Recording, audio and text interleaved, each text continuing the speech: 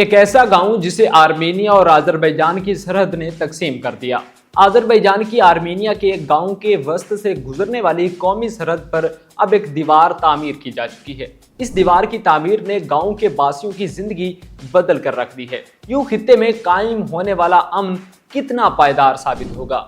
Armenia اور آذربائیجان کے مابین ناگورنو قراباغ کے متنازع علاقے کی وجہ سے ہونے والی جھڑپوں کے بعد باکو اور پریوان کے مابین اگست کے اوائل میں واشنگٹن میں امریکی صدر ڈونلڈ ٹرمپ کی موجودگی میں جس امن معاہدے پر دستخط کیے گئے، اس کے نتیجے میں دونوں ہمسایہ ممالک کے مابین بین الاقوامی سرحد کے تعین کا عمل اب تیزی سے حقیقت بنتا جا رہا ہے۔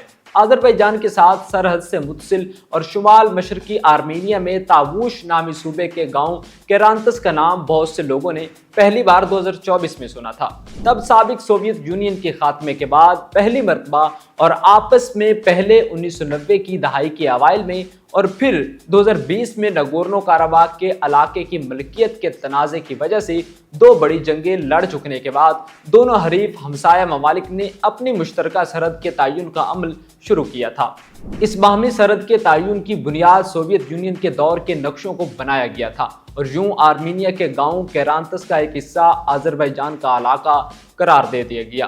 اب اس منقسم گاؤں میں زندگی جنگ کے بعد کے دور اور اس میں آنے والی بڑی تبدیلیوں کی علامت بن چکی ہے۔ اس گاؤں کی تقسیم کی وجہ سے آرمینیا کو ایک داخلی سیاسی بحران کا سامنا بھی کرنا پڑا اور وہاں وسیع تر عوامی مظاہرے بھی شروع ہو گئے تھے۔